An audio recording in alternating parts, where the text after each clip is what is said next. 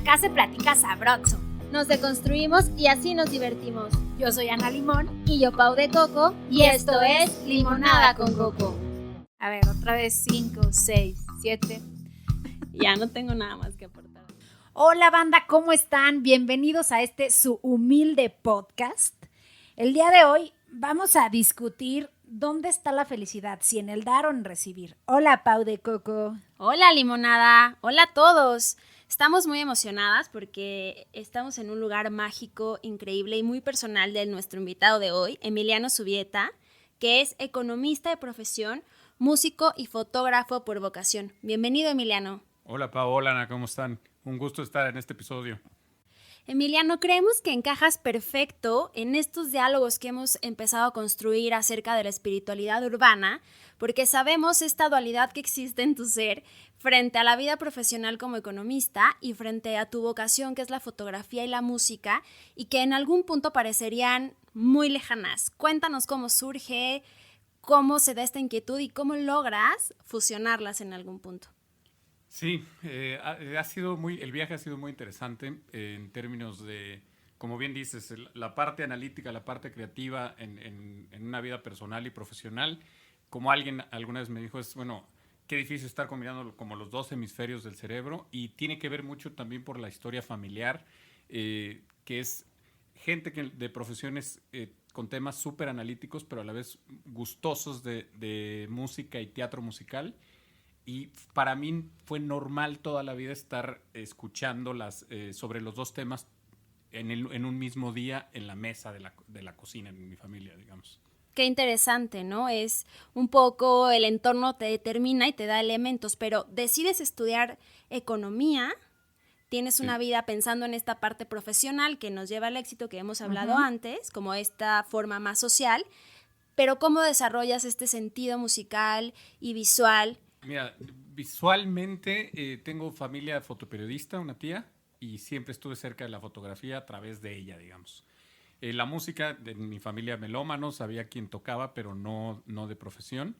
Y yo llegué a estudiar música por la forma más bizarra, una recomendación de un amigo un día caminando en la calle de ¿por qué no nos metemos a clase de guitarra? Y fue, pues suena buena idea. Teníamos 12 años y dijimos, pues va. Y de ahí conocí una de las cosas más importantes de mi vida. Ahí es como te cachan, ¿no? Como una energía, un ente, que sería la música, toma vida a través de ti, ¿no? Cómo te escoge y se manifiesta a través de ti, ¿no? Sí, totalmente.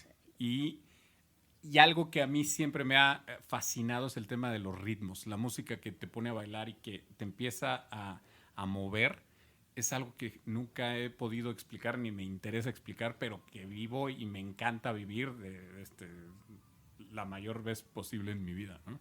Sí, existe esta parte, creo yo, como muy primitiva del ser humano que tiene muy en el fondo arraigados estos ritmos muy tribales que te resuenan de alguna forma y que te hacen mover el piecito o el corazón y que un poco creo que tiene que ver como con esta conexión humana y con la tierra, ¿no? Pero a ver, explícanos, decides estudiar economía. Y de pronto sigues con la música a la par. Siempre, mira, empecé a estudiar, en algún momento llegué a tener que decidir qué estudiar.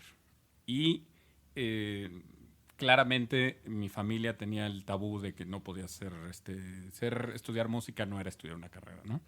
Y como dices, te determina el entorno, y a mí me acabó determinando esa decisión, y la mayoría de la gente en mi familia es economista. Wow. O tiene que ver con economía. Entonces, me dio un paso obvio. Empiezo estudiando comunicaciones y música al mismo tiempo, y de pronto empiezo a ver sobre mis amigos en la prepa que estaban estudiando economía y me empieza a llamar la atención. ¿Por qué? Porque tengo que ver con familia de economistas y políticos, y entonces empezó a haber como una disyuntiva entre las dos partes de la misma alma, ¿no? Bien. Y decido que podía combinar las dos. Mi apuesta siempre ha sido a esa combinación y decidí pasarme de comunicaciones a economía. Y ahí fue donde empecé a estudiar. Y siempre pensaba yo que la economía iba a becar la parte artística. Y no fue así. En alguna parte sí, pero la descuidé mucho. Entonces estudié economía, egresé de economía, trabajé como economista, como consultor, y a la par seguía tratando de llevar la parte musical, la descuidé un poco, la foto la había dejado por completo después de que salí del primer semestre de comunicaciones, hasta que llegó la fotografía celulares. Ya. Y entonces empecé a jugar con las fotos y de pronto por ahí de 2000, yo acabé la carrera en 2003 y por ahí de 2007 conocí cómo se grababan cosas en el iPad y en los celulares de manera súper fácil. Lo que para mí hacer demos a finales de los 90 era costosísimo y tenías que ir a un estudio. Un día alguien en la oficina llegó y me presentó un demo y sonaba muy bien. Y le dije, oye, ¿cuánto te costó y dónde lo grabaste? Y se rió y me dijo, en mi casa. Y dije, órale. ¿Y esto cómo se hace? Y de ahí llegó, por ahí de 2006, 2007, fue un momento en donde en el celular tenía en mi oficina como economista al alcance los elementos para poder empezar las dos cosas el mismo día. Y de ahí me seguí metiendo hasta estos 14 años después, ¿no? Oye, ¿y por qué crees que lo descuidaste? ¿Por falta de tiempo, falta de interés o No, por dolor. ¿Por Porque dolor? ¿Cómo? es muy frustrante cuando... Yo siempre he dicho que, y porque me pasó a mí, que la parte cuando eres músico y al principio tienes este estereotipo de las grandes bandas y del rockstar, hay una diferencia tremenda entre quien es músico y quien es rockstar, ¿no? Y entonces haces tu lucha, todos hacemos la lucha y todos queremos ser famosos, el sueño del rockstar y tocar ante 100,000 personas y demás. Y entonces vas, entregas demos, tocas puertas, no sabes de marketing, no sabes cómo se tiene que hacer toda una cadena productiva profesional, lo intentas a tu modo y las cosas no salen y es tu hijo. O sea, tus rolas son tus hijitos. Y entonces hay un momento en donde el rechazo de esa experiencia, digamos, es duro. Es súper duro. Porque es parte de tu persona. Sí. Okay. Sí, porque además tú te estás entregando en cada canción, sí, ¿no? Y el que no salgan las cosas, por más que suene bien y tal, o que tú consideres que suene bien y te digan que suenan bien, empieza a tener esa cierta circunstancia hasta que te acabas sanando o por lo menos neutralizando para poderlo volver a intentar. Para entrar de nuevo a los procesos, ¿no? Y justamente, digamos, en este loop de la frustración y que además tienes que cumplir con un deber ser, tienes esta parte de economista, entiendo que la música forma parte de un autodescubrimiento y que tiene una cuestión sí sanadora, pero también muy creativa, que no sé qué tanto se puede explorar en la economía. ¿Hay alguna forma de compararlo? Yo creo que sí, porque déjame, me regreso un poquito al inicio. Yo aprendí matemática en el ITAM, imagínate eso. ¿Por qué? Porque según yo iba a comunicaciones, estaba becado para estudiar teatro en quinto de prepa, estaba en concursos de poesía y tal, pues yo no iba a la parte económico-administrativa, eso lo decidí hasta que salí después de la carrera. Entonces, la matemática tuve que aprenderla. Una exnovia que estudiaba biotecnología en el Poli me enseñó lo suficiente para pasar el examen y adentro sudar sangre para aprender lo que nunca había aprendido. O sea, mis primeras funciones fueron en el ITAM, entenderlo. Y cómo es la vida que tenía que yo aprender ese pedazo para poder avanzar en estudio propio, todo lo que tiene que ver con música y foto, porque es súper matemático. Ah, claro. La música es súper matemático. Y en cuanto a los procesos creativos y estos momentos de sanación y de espiritualidad, ¿cómo lo fusionas? Yo sí creo que es esta combinación de hemisferios de cerebro y de masculino, femenino y de creativo analítico, porque a la par he visto que las dos se benefician muchísimo. Es decir, por ejemplo, para la parte de análisis, como economista, cuando eres más creativo puedes ver las cosas de otra manera, aprendes a buscar cosas distintas, a pensar afuera de la caja, digamos, y lo que sí he visto que también tiene un súper beneficio es que en la parte analítica, creativa para música y para foto, es súper útil toda la estructura del mundo analítico, súper útil. Qué increíble, ¿no? Porque en esta percepción que tenemos, creemos que una cosa no se combina con la otra, que están peleadas. Sí. Claro que si haces una cosa, solo tienes que hacer eso y ser el mejor. Cuando tenemos ejemplos como el tuyo, en el que se puede y a lo mejor no siempre, pero se hace el intento de equilibrar ambas partes que te llenan de diferente forma. Es justo lo que iba a preguntar. ¿Qué onda con tu relación con los números? ¿También te Es conecta intensísima. hacia el más allá? O sea, ¿no? Nos dimos cuenta. Sí.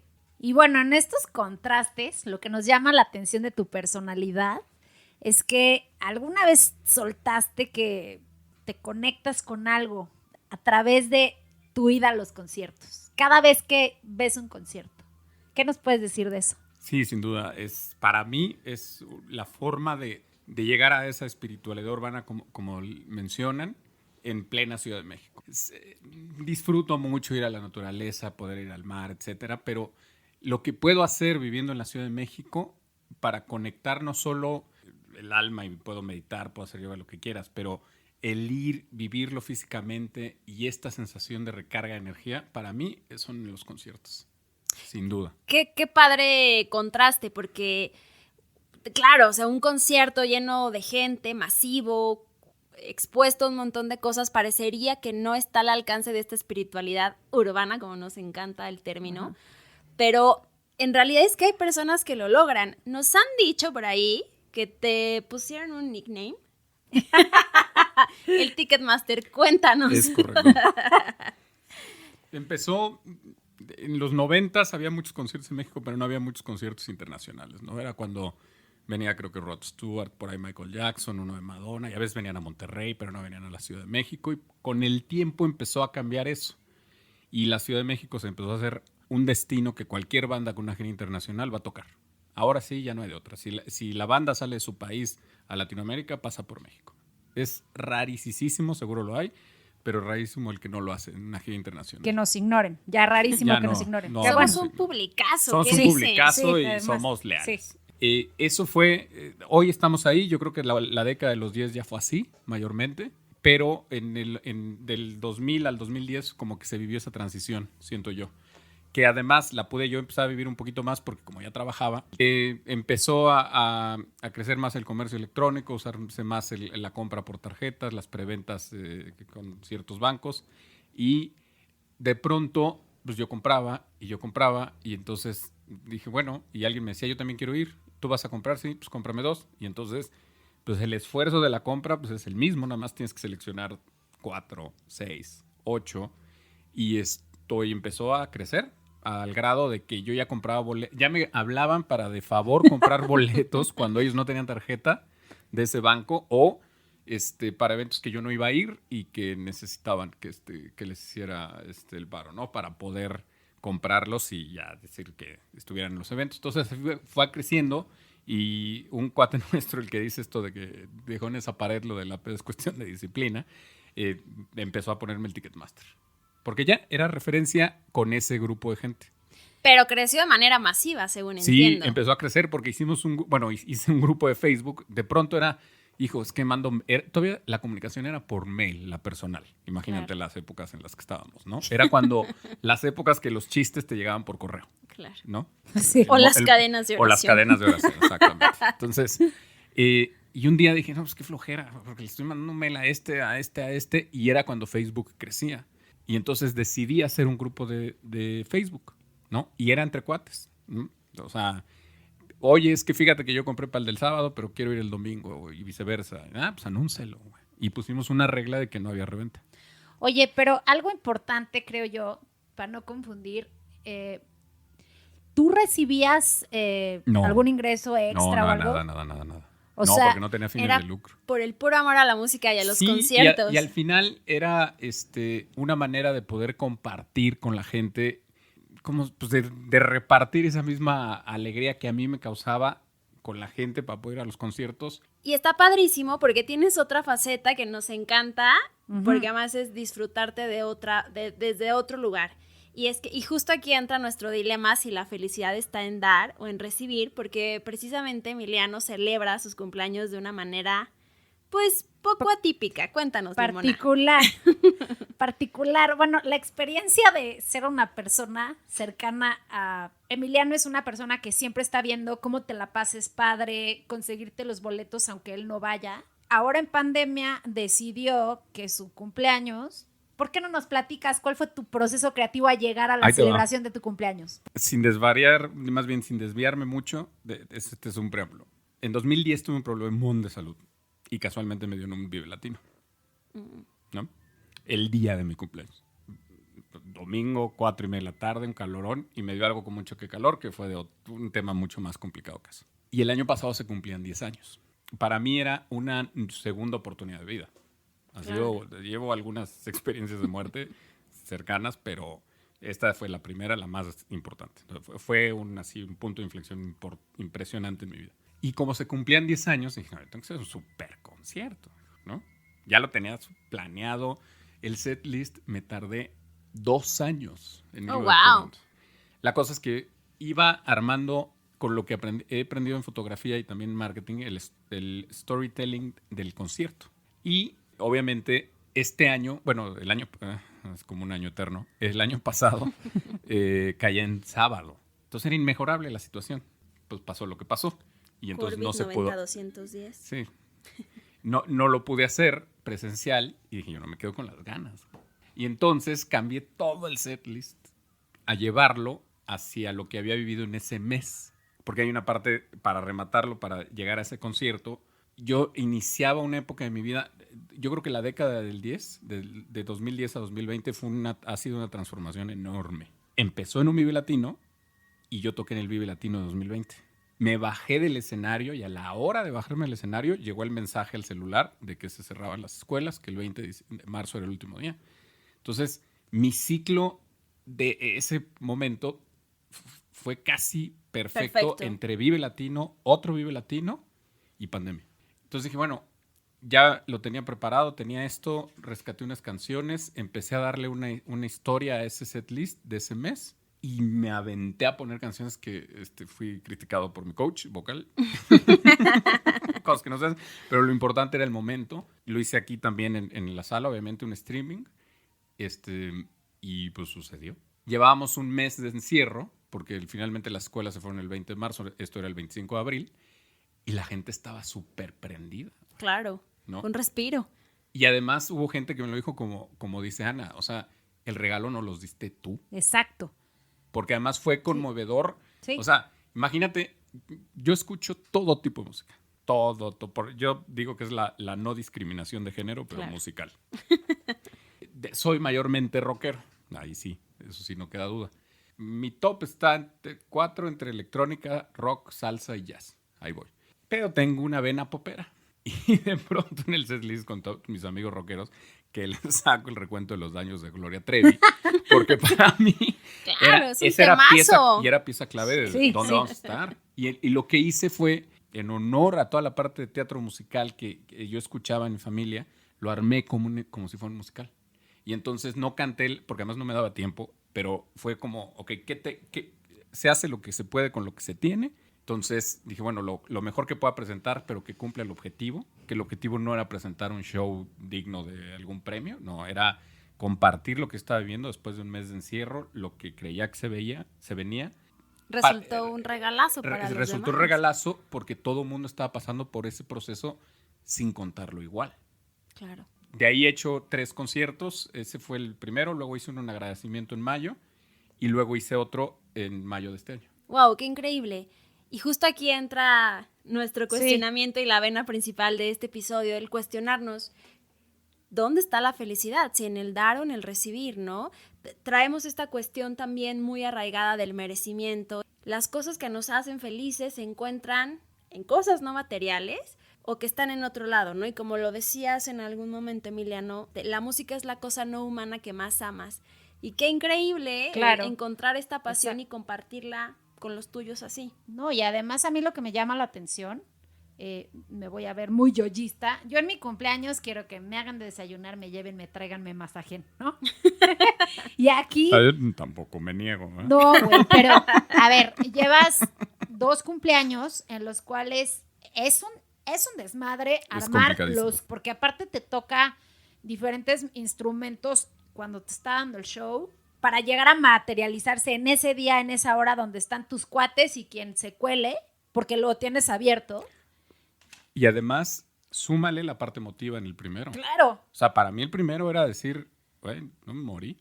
10 años después, todo lo que... Me quebré en el concierto. O sea, no podía ni cantar. Y me empecé a poner todo nervioso. Fue una cosa... Muy catártica. O sea, después de que pasó lo del Vive Latino la primera vez, en 2010, hice un concierto al año. Imagínate la intensidad. Toqué con 2 bandas, el concierto fue intensísimo. Bajé 4 kilos entre lo que pesaba en la mañana del sábado y el domingo. Es súper desgastante. En el concierto este último que pasó, que ya lo traes un poquito mejor armado, ya el streaming es distinto, ya pude sacar sonido del teclado directo, ya sonó como si estuvieras hoy escuchando un video en YouTube, era otra historia. El otro fue con el micrófono de la computadora, sus detalles así, súper nervioso. Cuando le di stop a la transmisión, me tuve que ir a la cama a aventarme y le hablé a mi profesor de canto y le dije, güey, ¿qué pasó, cabrón? Pero fue súper intenso. Tú te estás ofreciendo y estás compartiendo lo tuyo. Tú no sabes si la gente le va a gustar, si no, si te van a aventar de jitomate si estuvieras enfrente. Virtuales o no, ¿no? Pero lo que acaba sucediendo es que recibes dando, porque es como dar clases. Y es un estado meditativo, emocional, espiritual bastante elevado, creo. O sea, porque en esta sociedad consumista siempre es recibir. Para mí, sí, para mí, Claro. sin trabajo. Yo siento que es muy importante saber recibir. Finalmente, hoy día, a mis 43, yo opto por encontrar una vida lo más equilibrada que pueda. No siempre me sale. Claro. Pero por lo menos ahí está la intención. Y despiertas con la idea que así va a ser y pues, tienes que ser malabar e improvisar en el proceso, ¿no? Yo lo digo que nací para host, para ser el anfitrión de la gente. Inclusive mi casa ha estado abierta para extranjeros durante 6 años. Hacerles que su experiencia en la Ciudad de México fuera mejor, para mí me hacía feliz.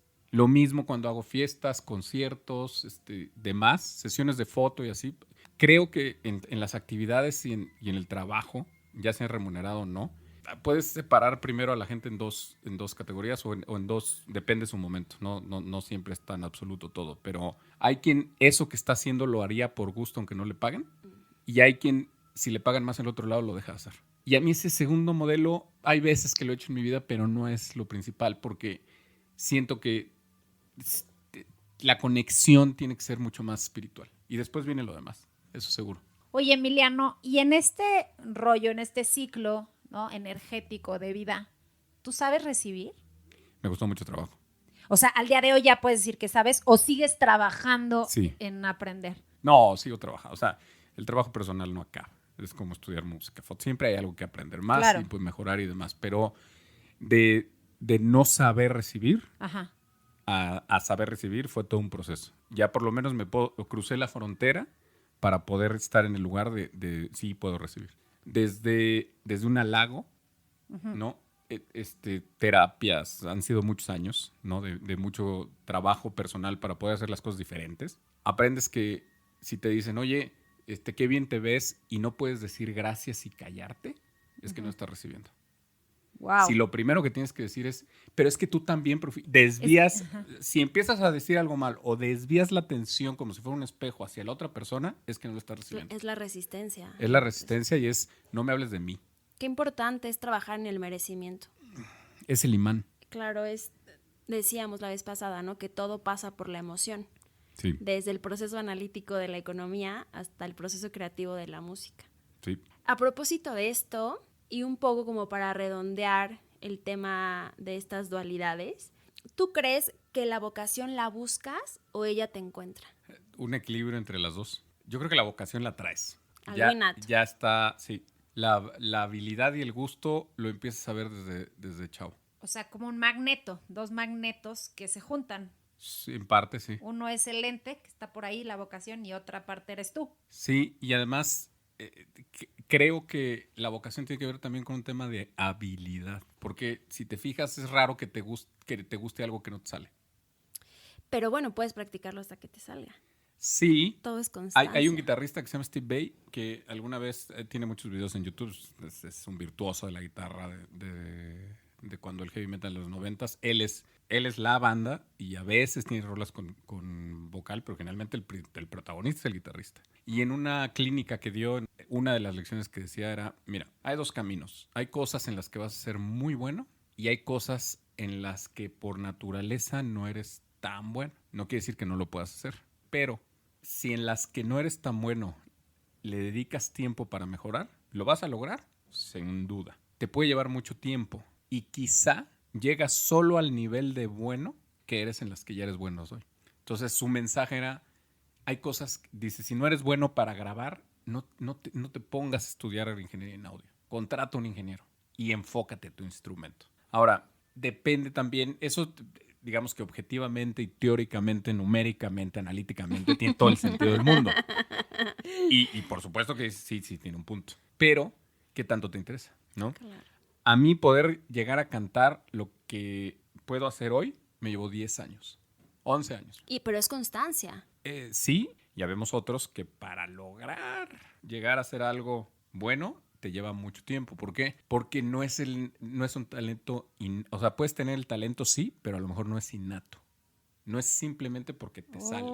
Claro. O sea, lo vas descubriendo. Lo vas descubriendo y lo vas Ok, formando. lo vas puliendo.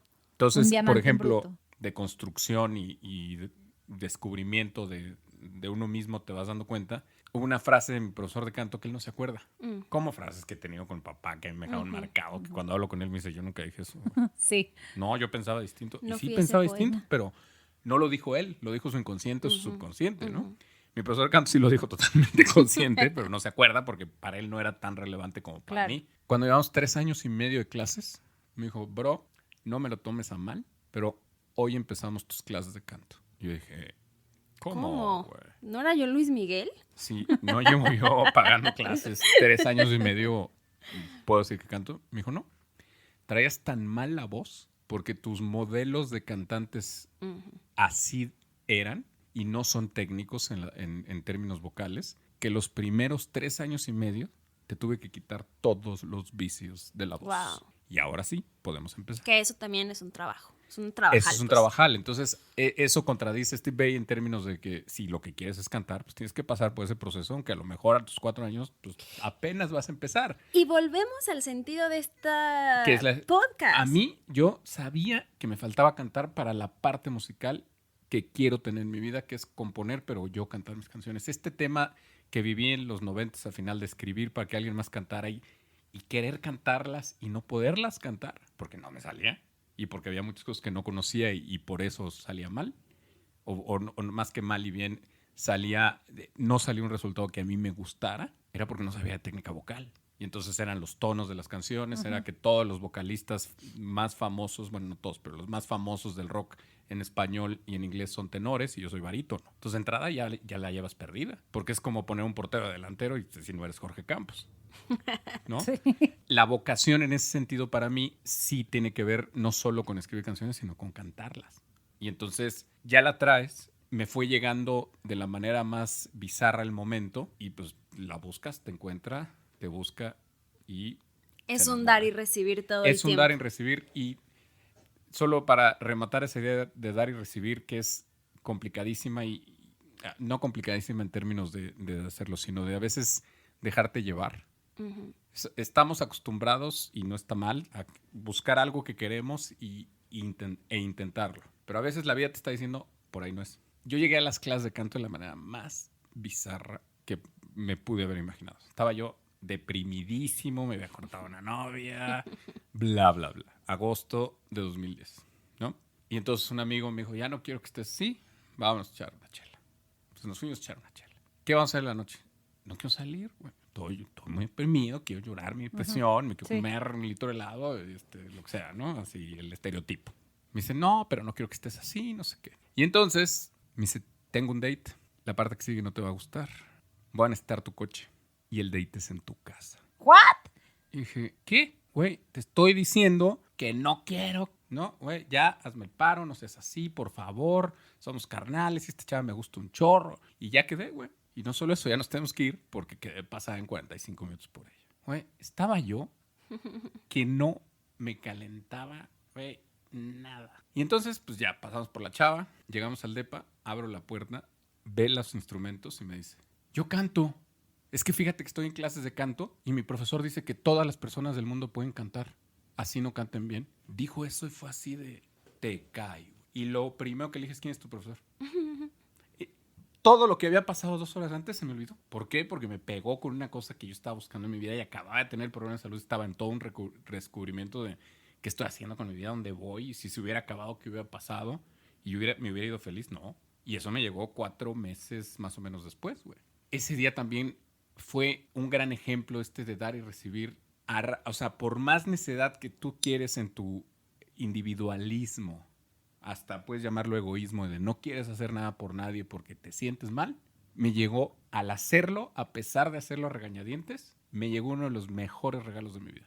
Ahí está el ejemplo. Justo estos ejemplos de construcción, que es a lo que le apostamos en estos diálogos, son súper importantes para entender que se pueden experimentar desde muchos lugares distintos. Pero de donde sea. Y desde las cosas más raras. O más simples. Sí. Si te hace feliz, Do it. vas. Es súper satisfactorio cuando despiertas y te duermes con la sensación de que está bien. Y aparte son bien bonitas, ¿no? Esas recompensas del universo, que cuando haces algo que no querías hacer y te dice, tómela. ¿No querías? Pues mira, yo aún así te mando esto con todo el amor del mundo. Disfrútalo, aprovechalo. Y ahí es cuando sí te encuentras. O sea, si es para ti y lo quieres, te encuentra. Buenísimo, pues te agradecemos mucho la confianza, el espacio, todas las facilidades para grabar este episodio. Ha sido un invitadazo, nos encanta platicar contigo. Fue delicioso. Muchas gracias. ¿Dónde te puede encontrar la gente, la banda que nos esté siguiendo y escuchando? ¿Dónde te pueden encontrar, Emiliano? En redes sociales son varias, como lo resumimos, hay una página, es emilianozm.com. Ahí los lleva es un resumen de todo lo que hago. La parte de conciertos es Concert Junkies CDMX en Facebook. Y toda la parte creativa, música y los conciertos están en Open Case MX. Pues bueno, banda, esto fue todo. Nos vemos al siguiente. Los queremos, les mandamos abrazos. Chaito. Bye. Abrazo. Esto es Limonada con Coco y nos encuentras en todas las plataformas: Spotify, Amazon Music, Google Play, Apple Music y en nuestras redes sociales como Instagram, @limonada_con Coco y Facebook, Limonada con Coco Podcast.